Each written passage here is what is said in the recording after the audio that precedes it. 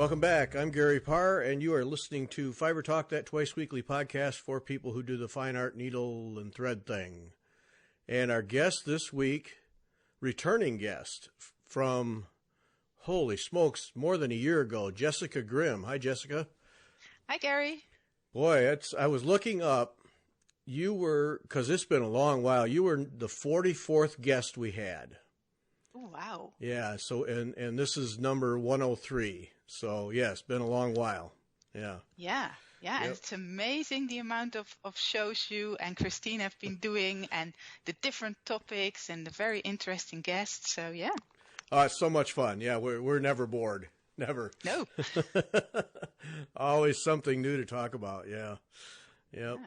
So, for those who don't know, Jessica Grimm lives in Bavaria, in Germany, in Bavaria, where they're buried in snow this time of year. Yep. And up in the mountains, I'm sure you have a view that would make all of us jealous. Yeah, I'm overlooking a small lake. So, yeah, I'm very privileged. Yeah, okay. All right. That's all we're going to talk about that. Yep. Since we last talked, when we last talked, you were well into teaching and designing and so on and so forth. And I read your newsletter all the time and keep up with you and have watched you as you've worked through quite a transition. And I've been anxious to get back to you to talk about it because you've been through quite a roller coaster ride transitioning from needleworker and needlework designer to textile artist, I guess would be the term we would use. Yeah, that's what I now call myself. Yeah. Yeah, yeah. It's been an interesting ride to watch you make that transition, and also the frustrations of trying to get classified for healthcare there in Germany. That did that ever get turned around, or are they still just not recognizing you as an artist? Well, I don't know. I went into appeal against them, and I haven't heard back. So I hope that they look into my case a bit more careful than they did the first time, because the first time I got an email reply pretty quickly, and they said, we don't do knitting. And the thing is, with the German words for embroidery and knitting, they differ just one letter. Oh. So I had to point out to them, well, I'm not a knitter, I embroider. But it didn't help. And the strange thing is, I never thought of applying for healthcare through the artist scheme. But I have a friend who is a journalist for, he has to do with stock markets and things like that.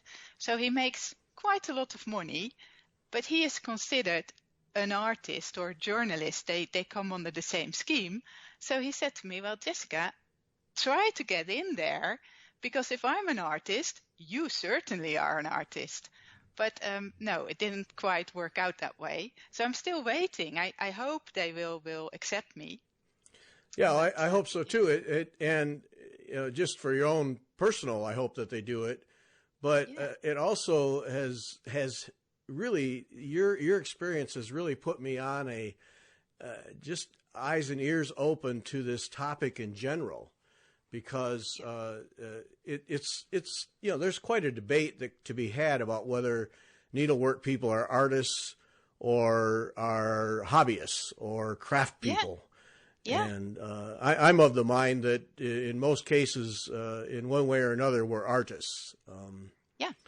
And so I know you listen, so you've heard the question come up more than once. Yeah. And what defines that? That's a really difficult question. And what I found very discriminating is that what they said here is that embroidery is purely a technique and not an art form. And when I then ask, and when people are painting in acrylics versus to aquarelle or oils, that's purely a technique, and you can get classes in purely one technique as opposed to learning how to draw or how to paint. So they make they separate us. They make a divide. We are different for somehow because we work with thread. And that makes for very interesting discussions and conversations. And the best thing was, of course, with the local art group I tried to join, and that they were saying, well, you can become an artist if you join us and pay us, and we learn you how to paint. And that was, yeah. Yeah, see, and that's the interesting part of it is if it's painting, it's art, and but then you can talk about thread painting. Yeah. Well, yeah. Okay, how is that appreciably different? Your medium is different, but the end result is still applying colors and blends and textures to create a piece. Yeah.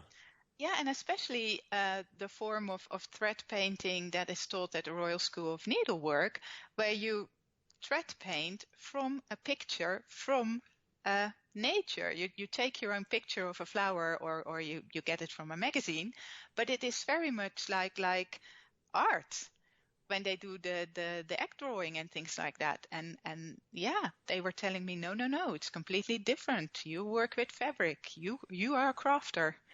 Yeah. Yeah, and I come back. Well, you and I had a little exchange over our discussion with Linda Eaton at Winterthur. Yeah. And she giving some of the history of how painting defined what is art and what isn't, and and you can make the argument. Some people will make the argument that it's not art if you are just simply copying a chart, thread for thread and color for color. Yeah. But then, the dividing line is if I take that chart and change the threads, change the colors, make some modifications, then some people would argue that is art.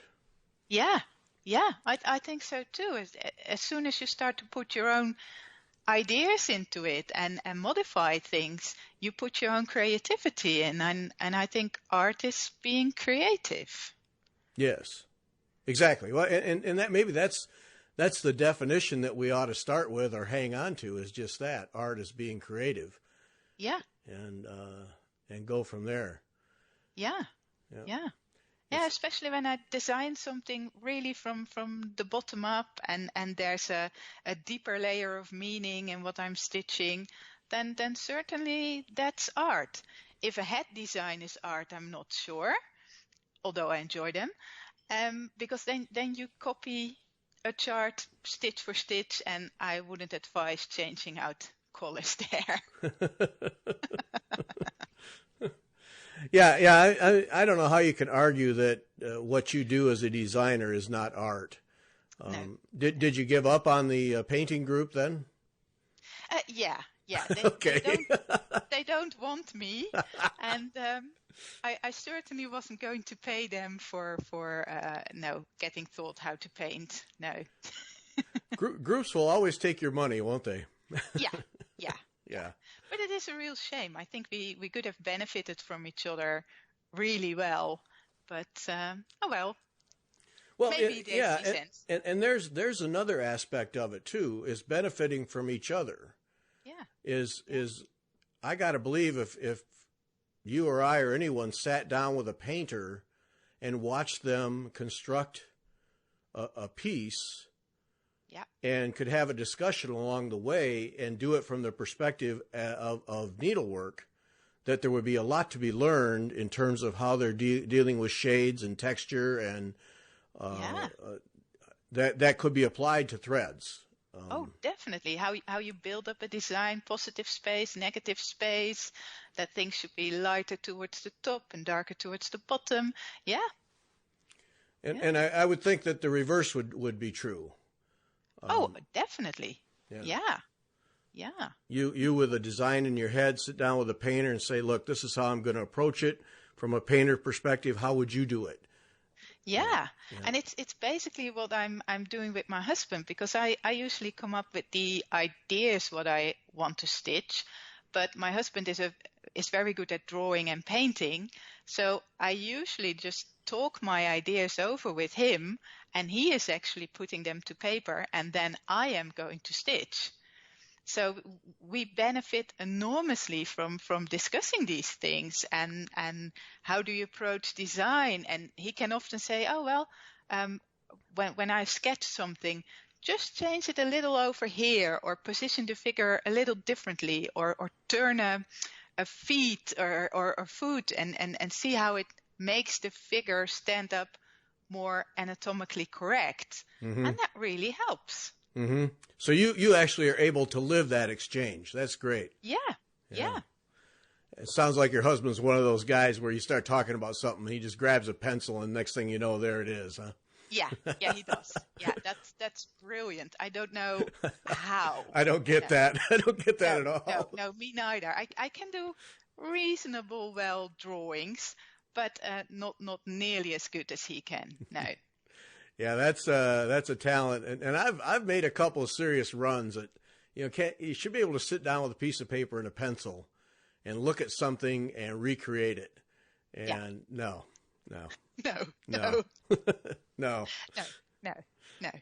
There's a vision, a talent that I don't possess and never will. No.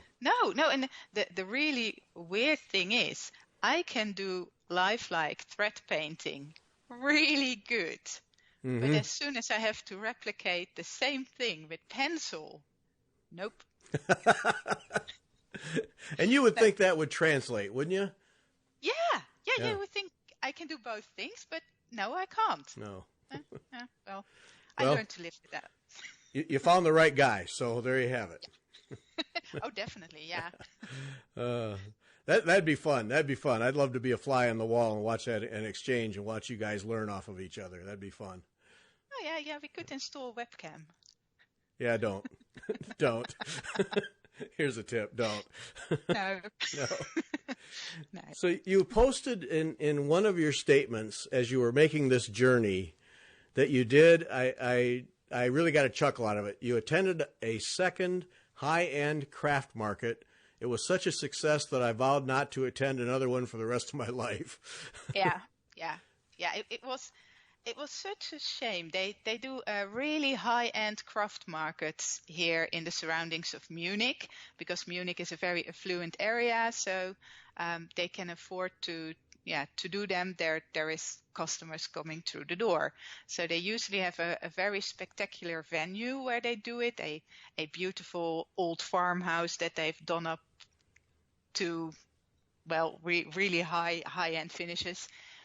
And I attended it twice. The first one was not really good, but the weather was bad. So we said, okay, we'll try a second time. And the second time it was just so bad. I hardly made any sales, so I didn't recover on the entry fee.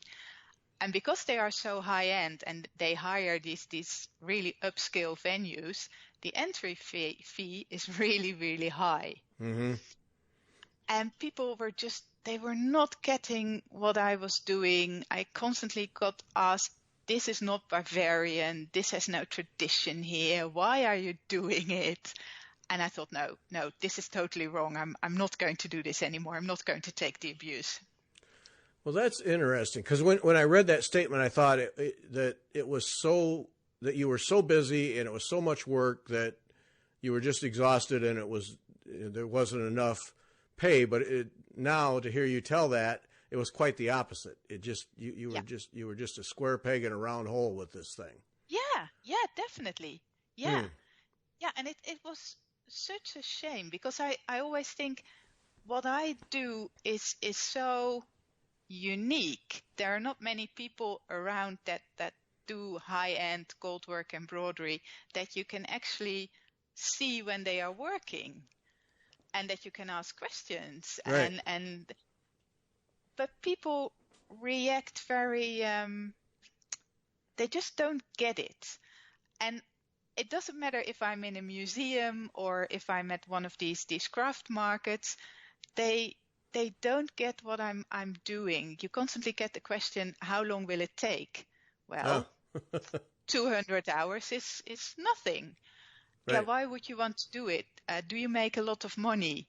No, but it's the journey, and I'm enjoying it. I'm learning things, and I'm passing on my skills. But then at some point, I noticed that for me, I still have very good vision. I'm 40.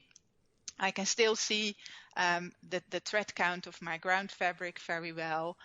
Although I do a lot of computer work, I'm not behind the screen all day. So I probably have better vision than most of my peers. Uh-huh. So I actually started to ask the people that made the most rude comments to have a closer look at what I was doing. And then I found out that they can't actually see what I'm doing. Oh, my. So they don't get it. I got these weird, you wouldn't believe it, Gary. I got these weird comments, oh, she's doing cross stitch. And I was like, no, I'm not. Oh, then you're doing petit point. No, I'm doing gold work. And then when they were really with their noses on my work, they saw that I was doing something else. And that made me think that probably when I'm doing things like this, that I should get some enlargements of my work, so that people can actually see. So it's so in a way it's an education problem. Definitely, yeah. Yeah. And of course, education assumes that there's a listener on the other end, which is a bold assumption. But but it really, I wonder how much of that permeates the hobby anyway. When it comes to, I'll put in air quotes, outsiders, people who don't stitch. Really an education problem, because I've run into that too. How long did it take you? Yeah. Well, a long time. I don't keep track. I don't care. Yeah, indeed. Yeah, and it's with the education thing.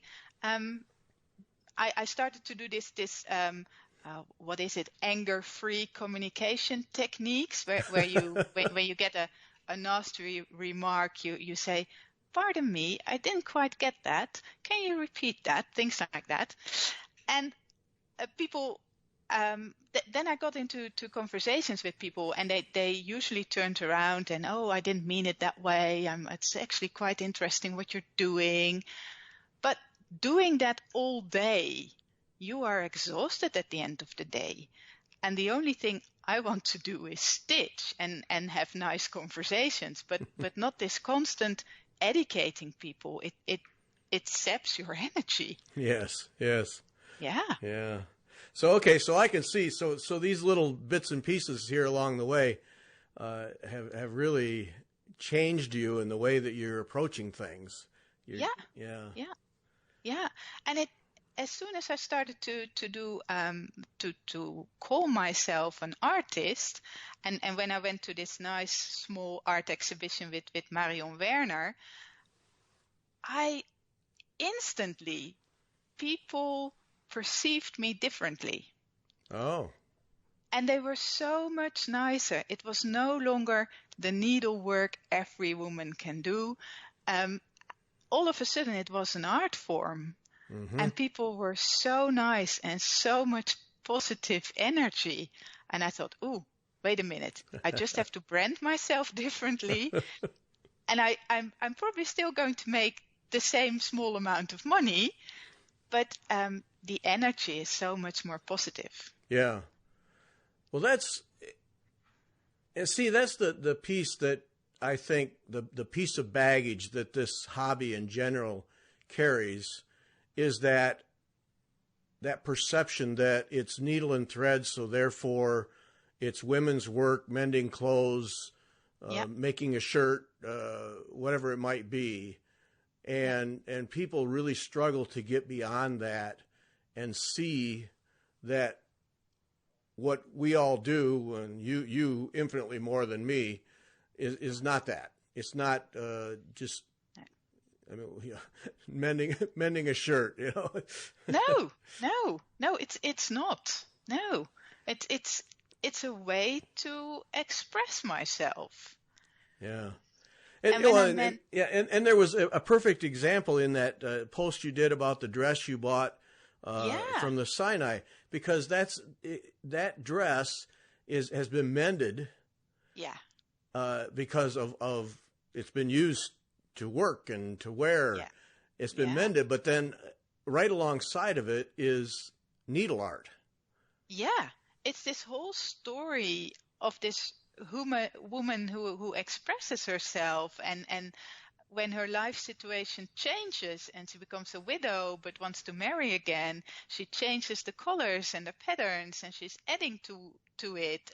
And this dress must have been really a treasure because it is mended so much, Gary.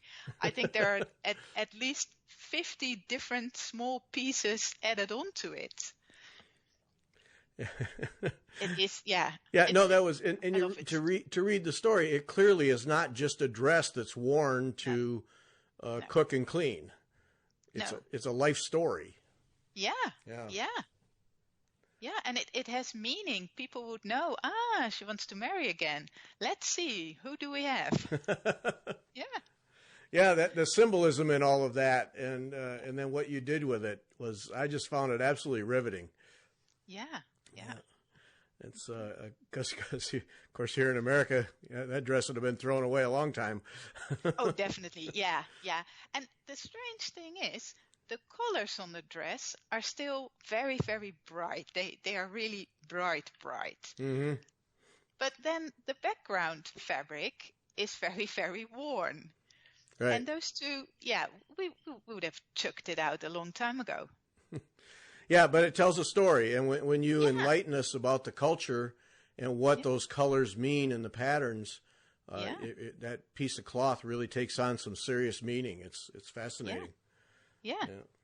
So as you work to become this artist, tell me about this this exhibition you did. I'm fascinated by exhibitions in general, but this one that you did with Marion Werner, tell about that a little bit. Brilliant. Well, one day I was working in my studio, and there was a lot going on in the house here, so I didn't hear the doorbell ring. And because I live very rural, all the doors are open; they are not locked. So there I sit, stitching, being engrossed in my work, and there are 3 people standing behind me all at once. Not one, but 3. So they scared me. Yeah. And then they went, would you be interested in doing an exhibition with us? And I was, yeah, okay. I don't know you. How do you know me? And because they scared you, you're so startled. Right. It took me a while to come to my senses again. But they were very friendly. And they were explaining that they had been doing these small-scale exhibitions, I think, for 17 years. And it's in a neighboring village. I think it's about 15 kilometers away, so it's very close. And they always invite 2 other artists into their own home. And you exhibit throughout their home. Oh.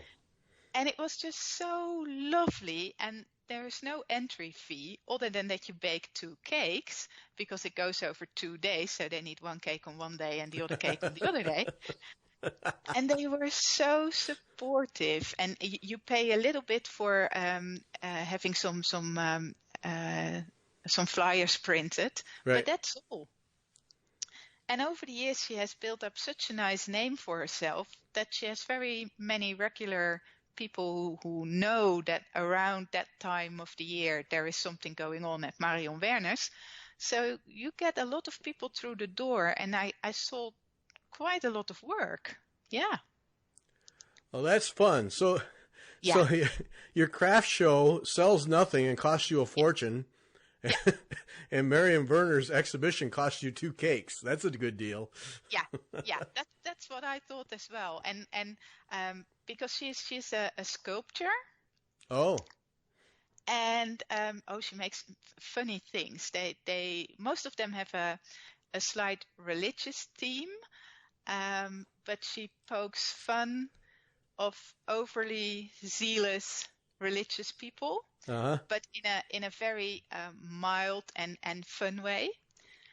So I don't think it offends people. It is really funny, and her sculptures are a little bit cartoon-like. Mm. So that was great fun. And then we had a local painter as well, and she's actually living in the same village as I am. So we just had great fun, and it was also supportive of each other. Mm-hmm. And that is just, yeah. And that landed me the next exhibition I'm going to do in August, because there were people from the gallery or the museum I'll be in then visiting, and they said, oh yeah, we want you. So yeah, brilliant. So you found a little world where you're wanted. Yes. Excellent. And that's a very good feeling. Yeah, I can imagine. As opposed to pay us money and we'll teach you to paint if you want to be a member. Yeah. Yeah. And it's just, it's a whole different energy. Mm-hmm. And it is nice that you're taken seriously, not too seriously, but more serious than as opposed to, oh, you're just a woman who stitches. Yeah. And that's, yeah. So when you do these exhibitions, so this one that's coming up in August is at a museum where you have to produce what, X number of pieces to hang? No, there are 2 rooms, and Okay. I'm just taking everything that is still in my possession, and I'm going to hang the walls with everything I have, because it's very large. But they have a nice railing system, so I can hang wherever I want. Mm-hmm. And I'm trying to produce 1 or 2 new pieces to go up on the walls there. But it depends a little bit if I can put in the hours to actually make them. Right. Because now with all the snow that's still laying around here, the white glare isn't very beneficial when you're stitching.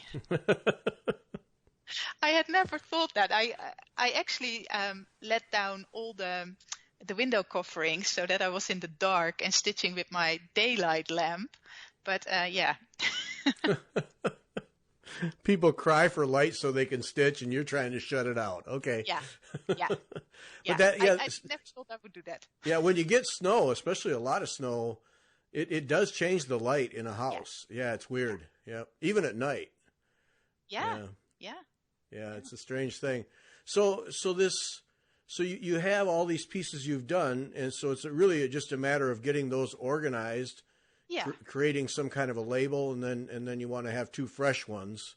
Yeah, and get everything up there. And the other thing I think I need to produce is a flyer again. And then one evening we will have an official opening. And I'm looking forward to that. I'm wondering what tribe might visit me there.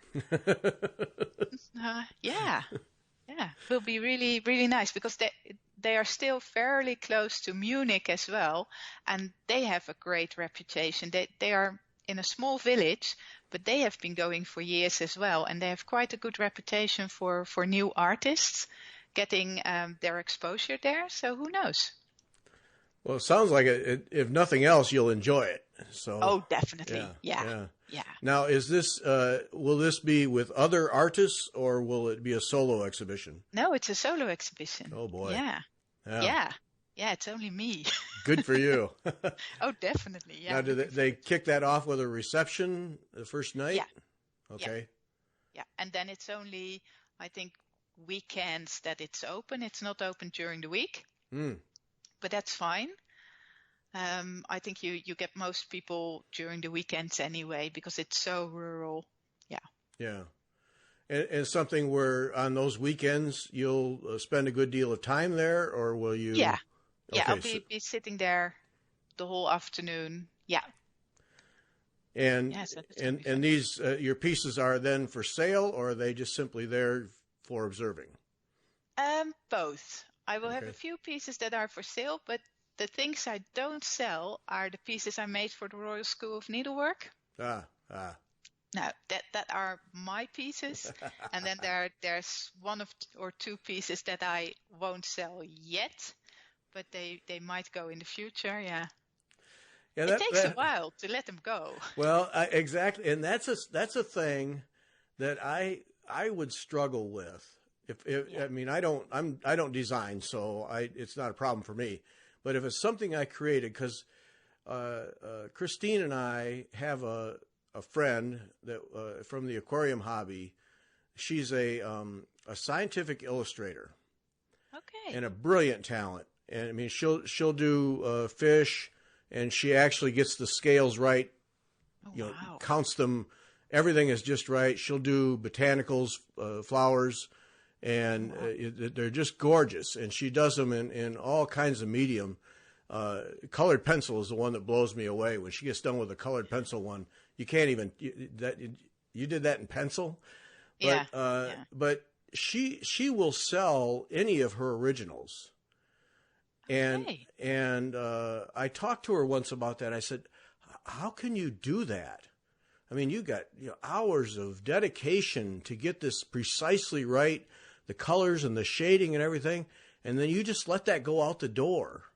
Yeah. And she said, I'll make another one. Yeah. And so I really struggled with that because, I mean, when you put that kind of energy in, like when you design a piece and then stitch it and modify it and adjust it and get it just so, I mean, there's a good chunk of you in that. Yeah. And to just let that walk out the door, I would struggle with that. Yeah. Yeah. I didn't mind so much with the smaller pieces. It is more difficult with the longer ones because it's like, yeah, you have been with them for so long, it's hard to let them go. Right. But one of the things I found very strange, I sold my beetles I had done with the real beetle wings. Mm-hmm. And I had a small label on them with my signature and when I made them. And the person purchasing them said, yeah, I'm taking those, but you have to remove the label. Oh. That was a little strange, but I thought, yeah, what the heck? Yeah, okay, if you want that, yeah. But with the bigger ones, when somebody would say, well, actually, I don't like it, this color, can you take it out and can you put in a new color? No, I can't. Sorry. Oh, my. Yeah, no. But with that was a strange request, yeah. And I think that, again, is this ambiguity that, okay, it's art. It is something she's going to put up on the wall, but it is still not art, so you can change it a little. Yeah. Yeah, because you'd never think of going to Rembrandt and saying, yeah, could you make that jacket blue because... Yeah. Yeah, okay, can you please snip off your signature? Yeah, no.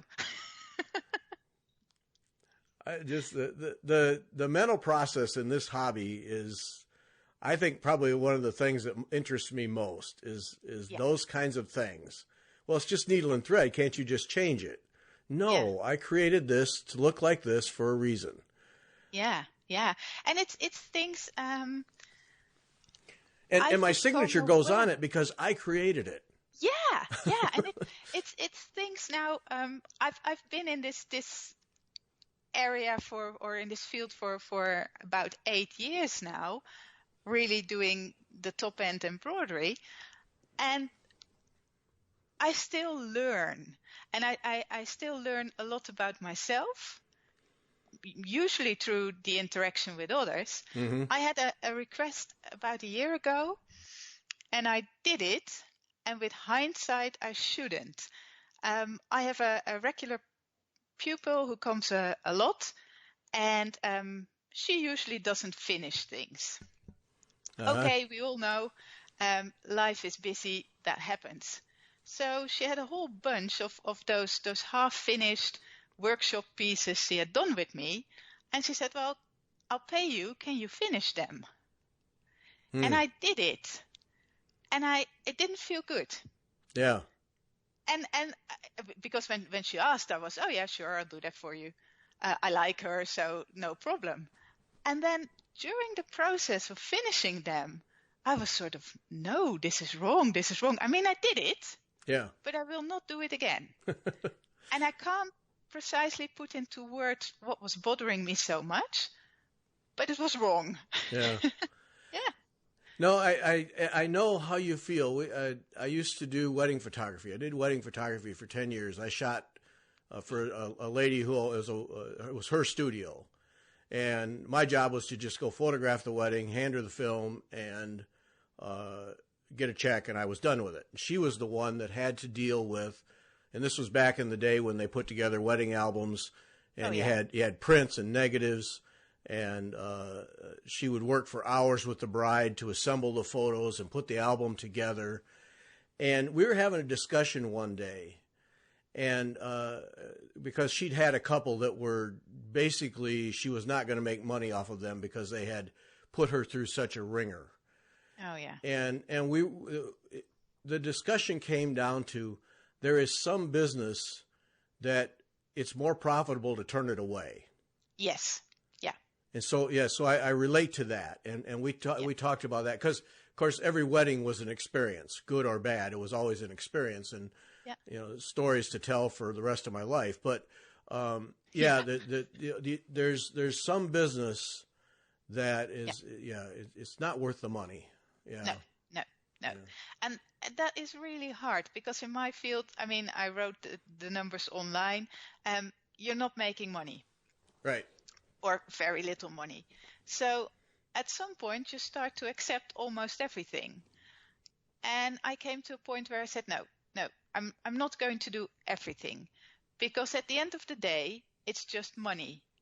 And I rather eat butter bread with peanut butter than that I'm going to accept this job so that I can afford some Nutella.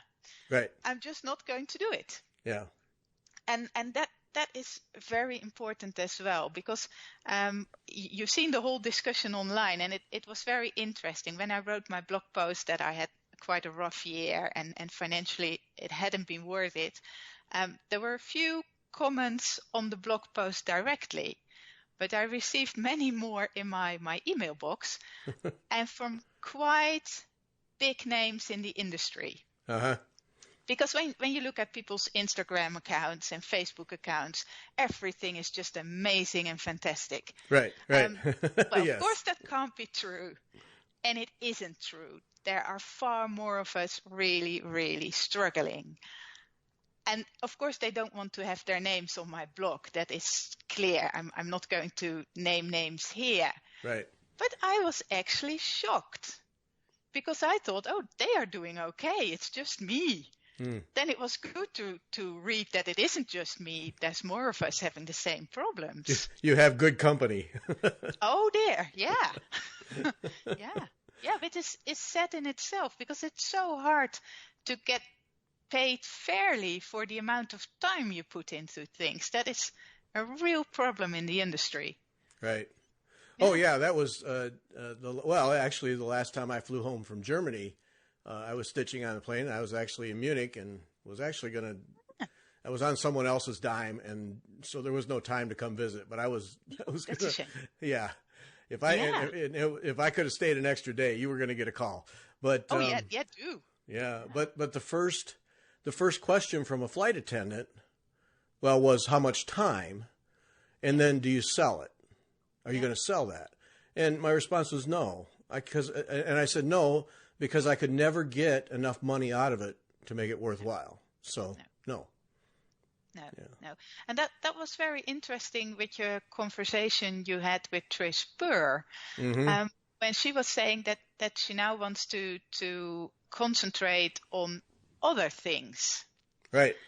Because she was constantly thinking, oh no, I can't design it this way because then it has too many colors and it becomes too difficult for people, or the kit becomes too expensive, or you have those customers who will be really upset and will be nasty to me because they don't get it.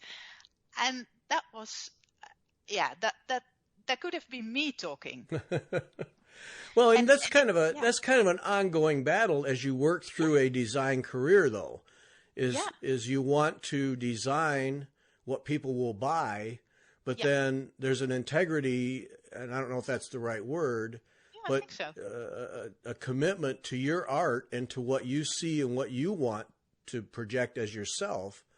And I'm sure you bounce back and forth, and then you get to a point where, wait, I'm just doing this for me. If people like it, fine. If they don't, fine.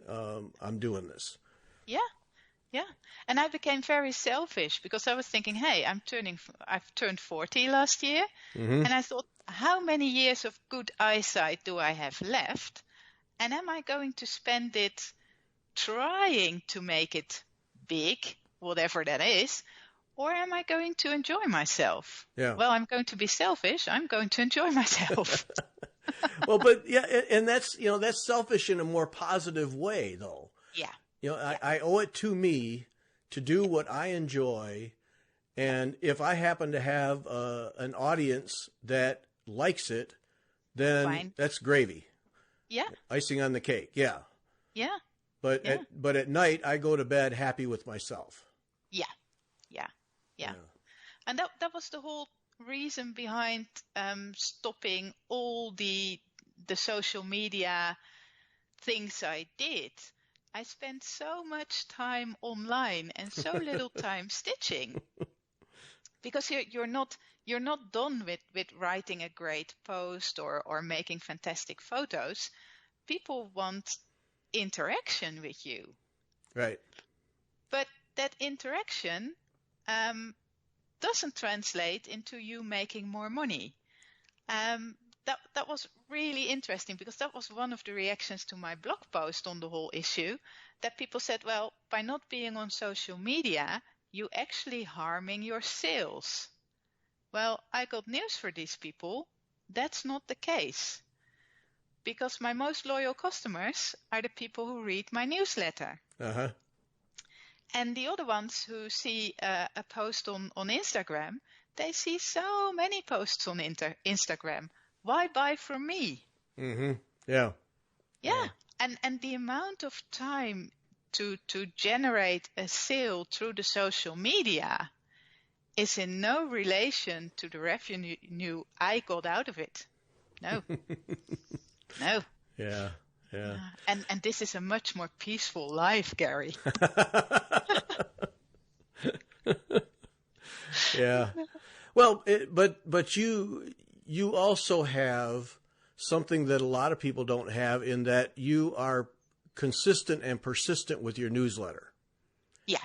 And that's where newsletters and blogs tend to fall down, is when people pound away at them, and then they slip a week, and then they slip 2 weeks, and pretty soon they're not keeping up the conversation. And and you do that, and I think there's a difference. You can walk away from Facebook because you are persistent with your newsletter, and your newsletter has content in it that is enjoyable to read and informative. And thank you.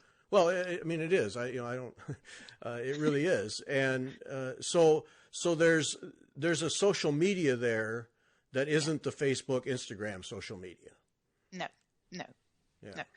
And I know that when I'm writing something that is not happy, that I will lose subscribers to the newsletter. Mm-hmm. But at least that's an honest story. You get the good, you get the bad. It's like being married. Right. Yeah.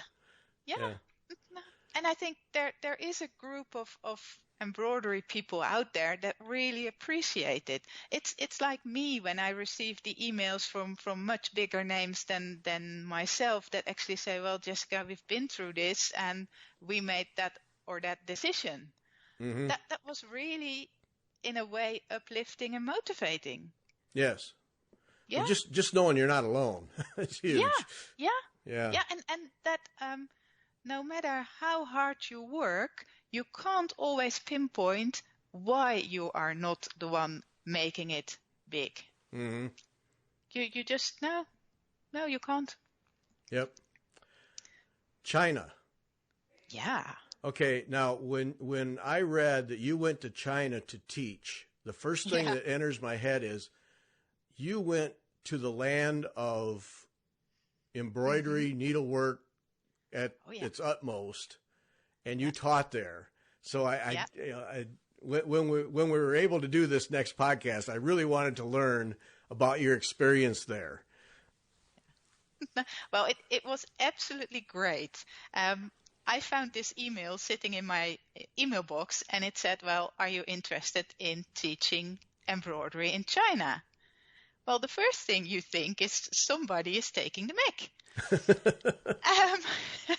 But then she was naming other people that I knew and I had worked with before. So I knew that it was a serious request. Yeah. And I said, well, why me? Why not a teacher from China? And she explained to me, this was a very lovely lady, Edith, and she explained to me, she said, well, we want to learn something about European embroidery, Oh. and we want somebody who can talk a bit about the history of embroidery techniques, and we want somebody with an academic background, and you seem to be ideally suited. Brilliant.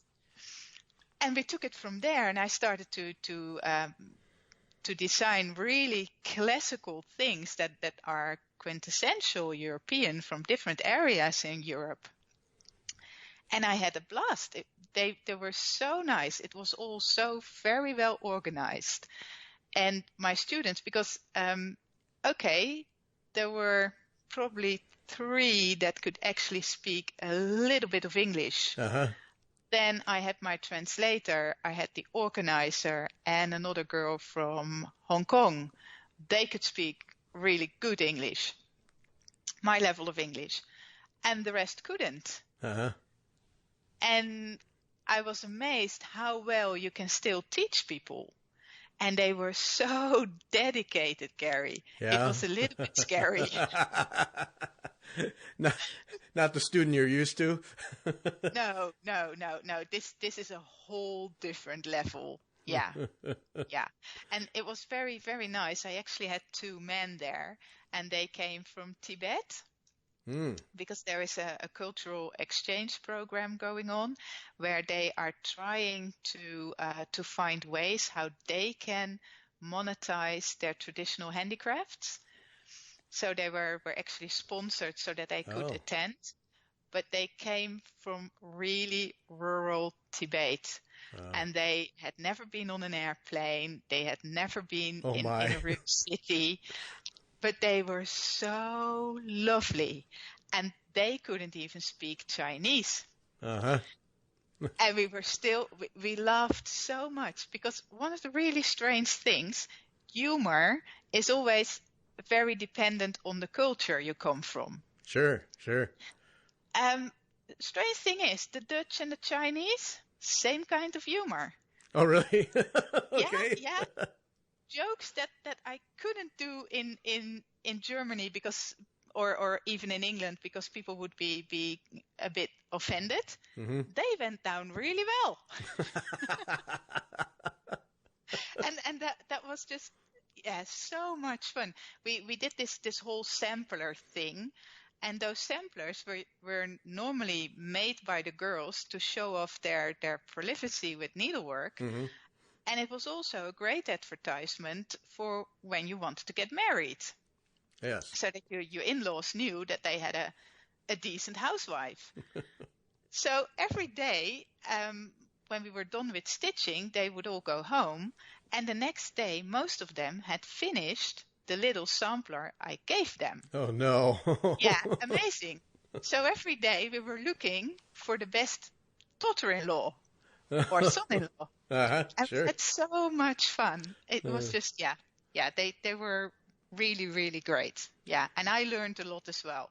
Well, yeah, I was going to say, it seems to me like there was a 2-way learning street here.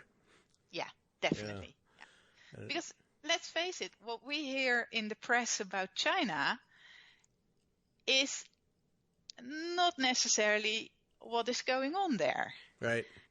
But when you go over there, you see it from a whole different perspective.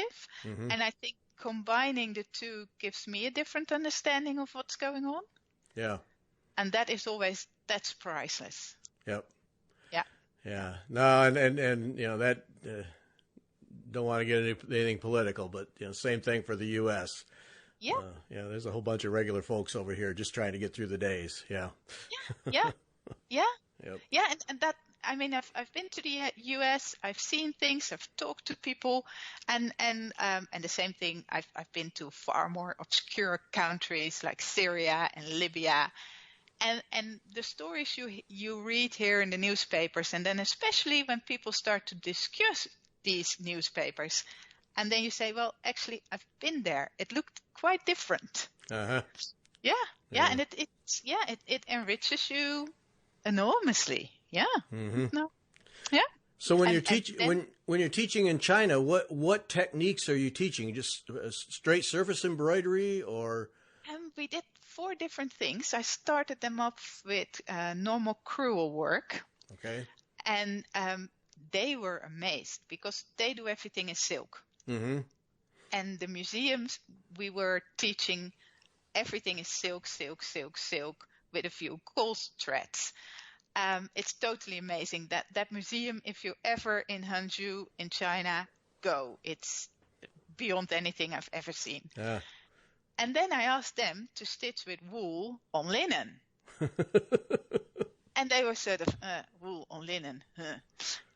That's for poor people. Right. Because they have their ideas about Europe and Europeans as we have them about them. And then I started to stitch and they were going, oh, this is nice. That is very nice linen, because we had the traditional linen twill, which is really a dream to stitch on. And we had the really good quality crewel wool from Langley threads. Mm-hmm. And they were going, oh, you don't need silk. This is really nice. Oh, some eyes got open there, huh? Yeah, that was really fun, because they had never thought of doing anything else than silk embroidery. Mm-hmm. And then we were doing, I let them do an Appenzell monogram, so very fine white work. Mm-hmm. That was an eye-opener for them, because it was still very fine, but with cotton threads on very fine linen. So that was quite an eye-opener. And then we did a bit of swarm embroidery. And they enjoyed themselves there as well. And I think the best thing was the goldwork embroidery. Yeah. Because the Chinese do have goldwork embroidery, but it's almost only couching. Oh. And the hollow threads that we have, the pearls and the pearl, the cylindrical things, they don't have them. And they were just, oh yeah, nice. Oh yeah, oh nice. A whole new dimension, yes. Yeah, it was for them. It was a real eye opener that there's more out there than the very fine and very delicate silk embroidery. Yeah. Well, and you can see, I'm sure their perception of when you say wool is stuff spun off the farm, and why would anyone stitch with that? And, because you have to understand, they see us as being very, very backward. Okay. And that goes really far, because we started to chat a little bit of where I live, because Chinese want to know, where are you from? Who are your parents? Who are you married to? Mm-hmm. Do you have kids? Do you have animals? Do you have pets? They really want to know who you are. So you start off anything you do when you introduce yourself with a little story about what you're doing. So at some point I explained that in my village, there's tons of people who do not have a smartphone, who don't have their own email address, because they just don't need it. Mm-hmm. Well, that for Chinese people, they don't get it. But then we were in Beijing, in the middle of Beijing, and their people are very digitized, but they don't have their own toilet in their home. Oh. But still, they would say, we are backwards.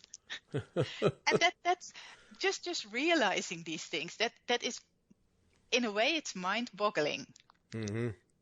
And we had great fun, because they laughed. How can it be that in your village people don't have a smartphone? How do they pay each other? Well, with coins and cash. And of course, they pay everything with their smartphones. Yes. Yeah, I encountered that. I was at a gathering here in the States, but there was a large contingent from China, and that subject came up. And I was really surprised, but they do. They pay everything with those smartphones, everything. Oh, yeah. Why would you have cash? You just do this. Yeah. And it was different for me. I didn't know that went on because, of course, we can do that. I mean, I'm sure you can too, Apple Pay and whatever, but it's a rare thing that you actually do it. But no, it's normal for them. Yeah. Oh yeah. Yeah, and it's everywhere. It's when you buy something from a street vendor, he will have a little plasticized card with his QR code on it, and you have your WeChat profile, and you just scan it with your smartphone, and you pay him. Yep. Yeah, yeah, it's totally amazing. Yeah, at the dinner for that event I was at, I ended up getting a WeChat account because. Oh yeah. Yeah. It was like I can't even sit at the table here without an account. So, and plenty of coaching how to set it up too. Yeah. Yeah. Because at the beginning everything is in Chinese. Yes. Yeah. We had to get converted. Yes. Exactly. Yeah. Nuts. We're running out of time. It happens every time. But I got all right. We got to wrap up. But Heaven and Earth Designs. Yeah. Who was I? I was talking with someone a couple weeks ago about that. They fascinate me. But what fascinates me more is people who do them. Because they're just so ominous to me. And you're doing one. Yeah. And you put a picture up and you're parking threads, but you're also labeling them.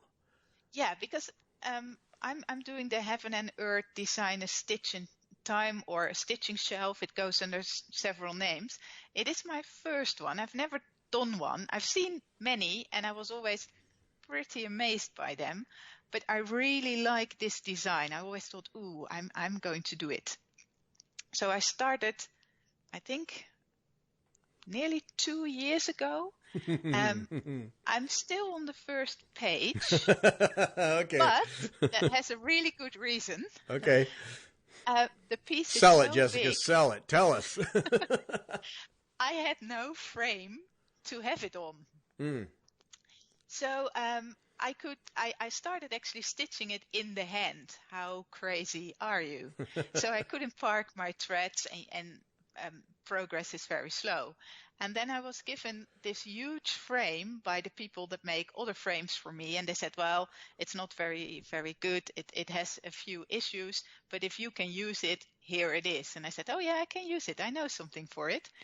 And now every evening, when we're watching TV on the TV that we don't have, we watch on our laptop, but I think it still counts as a TV evening. Yeah.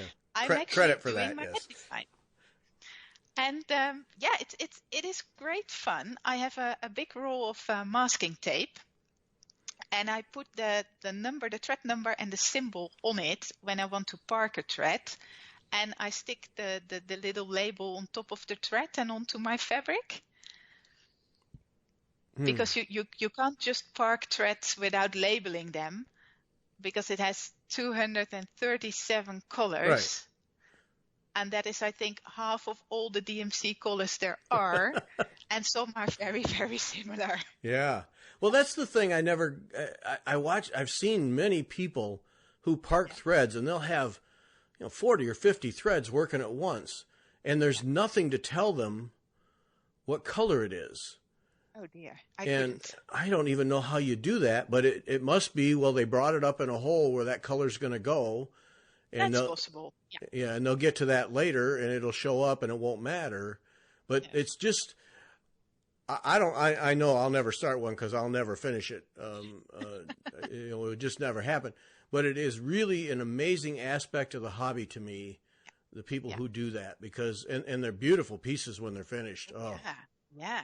And for me, it is purely relaxation. I'm not trying to prove anything. You should see the back. It's not one bird's nest. It's a bird colony in a tree. It's really bad.